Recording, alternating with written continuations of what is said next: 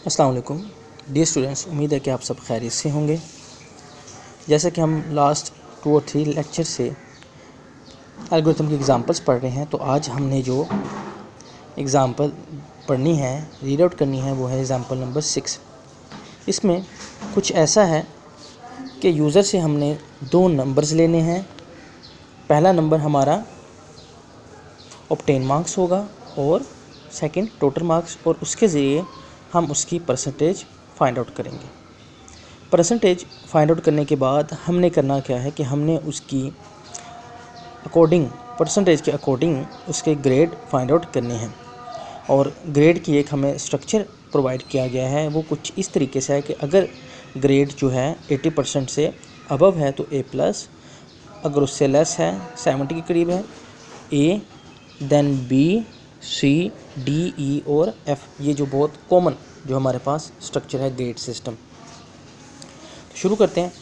सबसे पहले तो हमारा फर्स्ट स्टेप, जो मैंने यहाँ पे सिर्फ 1 लिखा है, स्टेप नहीं लिखा, तो फर्स्ट स्टेप जो है हमारे पास क्या होगा, स्टार्ट। जो हमारे इनिशियल हमारी चीज़ें हैं वो हमारी सारी कंप्लीट हो, हमारे पास डाटा मौजूद हो।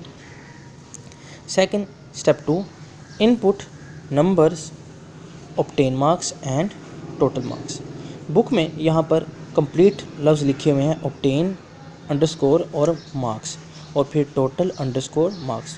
लेकिन मैंने सिंपल जो है वो वेरिएबल को शॉर्ट किया है OM और TM, जो शो कर रहा है कि टोटल मार्क्स TM को रिप्रेजेंट करेंगे और OM ऑब्टेन मार्क्स को। ये 2 हमने वेरिएबल लिए यूज़र से। उसके बाद थर्ड स्टेप में क्या होगा, सेट परसेंटेज। परसेंटेज को सेट करें to OM over TM multiply 100। ये सिंपल सा फॉर्मूला है परसेंटेज का। हमारे पास एक वेरिएबल होगा परसेंटेज, जिसकी वैल्यू हम इस फॉर्मूले से लेंगे, obtain marks over total marks multiply 100। जो भी इसका आंसर होगा, चाहे वो 70 हो, 75 पॉइंट समथिंग हो, 90 हो, 30 हो, 45 हो, कोई भी हो, वो वैल्यू जो है वो स्टोर हो जाएगी परसेंटेज के वेरिएबल में। अब जो हमारा फोर्थ स्टेप है उसमें क्या है कि इफ़ परसेंटेज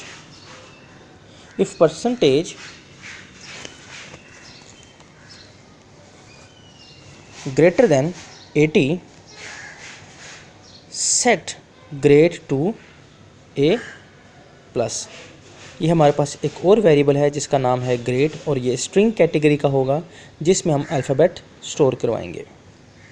ठीक है, कि अगर इफ़ परसेंटेज के जो वेरिएबल है उसमें जो वैल्यू है वो ग्रेटर है 80 से, सेट ग्रेड टू A+। इसी तरीके से एल्स अगर ऐसा नहीं है, वो 80 से ज़्यादा नहीं है, तो फिर हम क्या चेक करेंगे, if percentage greater 70 set grade to A। उसके बाद अगर वो 70 से भी ग्रेटर नहीं है तो एल्स इफ़ परसेंटेज, यहाँ पे मैंने सिंपल PER डॉट लगाए हैं, greater 60 set grade to B। तो आपने जो है वो उस वेरिएबल में ग्रेड में क्या स्टोर करवाना है, B, अगर वो 60 से अबव है। एल्स अगर ऐसा भी नहीं है, if percentage greater 50 set grade to C। तो ग्रेड की वैल्यू में क्या स्टोर करवा दें, C।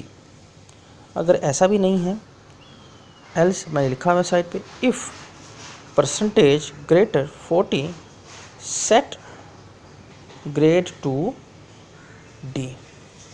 और अगर ये भी नहीं है तो if percentage greater 33 set grade to E। और अगर ऐसा भी नहीं तो एल्स जो लास्ट हमारे पास जो है वो सिनेरियो बचता है, ऑप्शन है वो क्या है, सेट ग्रेड टू F। तो सेट ग्रेड टू F कर दो। और ये सब करने के बाद अगर इनमें से कोई भी जो है वो अप्लाई होगा तो ऑटोमेटिकली हम आउटपुट करेंगे ग्रेड को, और देन हमारा प्रोग्राम एंड हो जाए। इसमें कुछ समझने वाली बातें जो ये हैं कि अगर परसेंटेज ग्रेटर 80 है, अगर ये कंडीशन ट्रू होती है, तब ये इसके आगे वाला part set grade to A plus execute होगा, वरना एग्जीक्यूट नहीं होगा।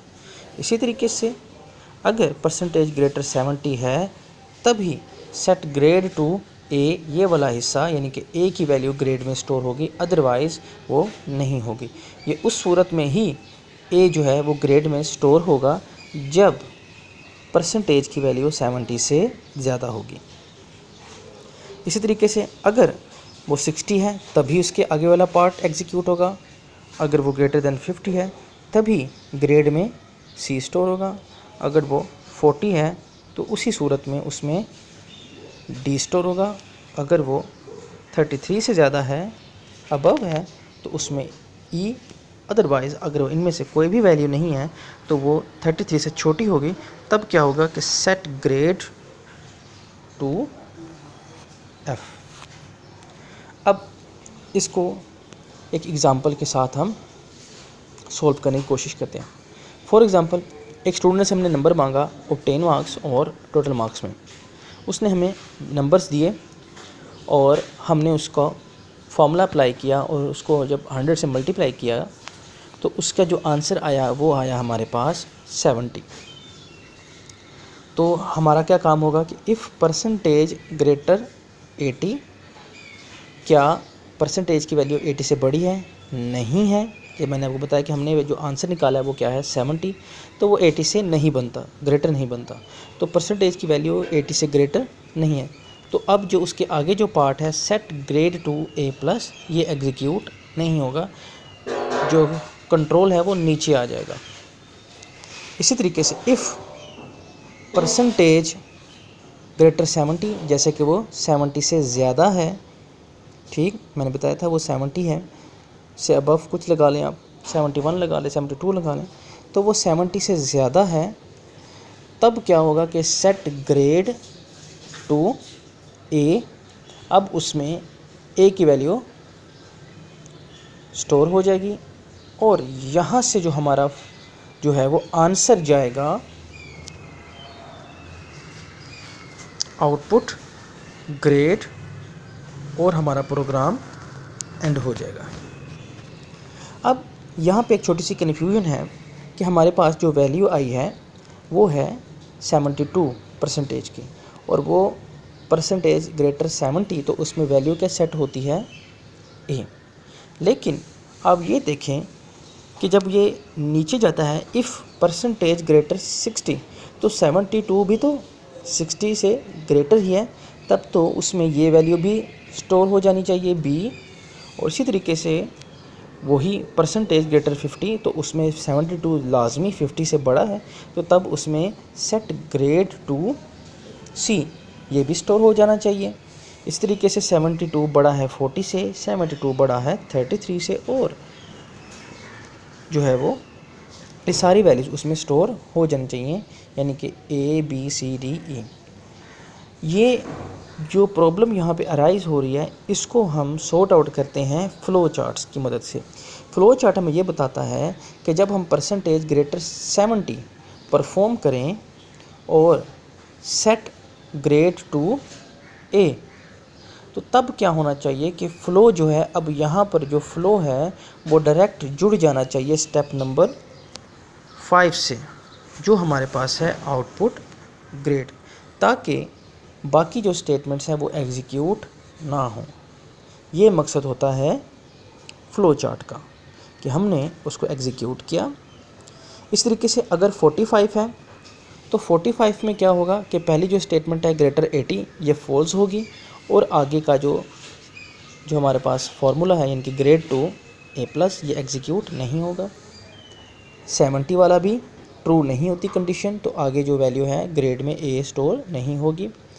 इसी तरीके से परसेंटेज ग्रेटर 60, ये भी फॉल्स है, तो आगे जो ग्रेड टू बी है ये भी सॉल्व नहीं होगी। इसी तरीके से percentage greater 50 set grade to C, ये भी एग्जीक्यूट नहीं होगी क्योंकि परसेंटेज जो है वो 50 से ग्रेटर नहीं है।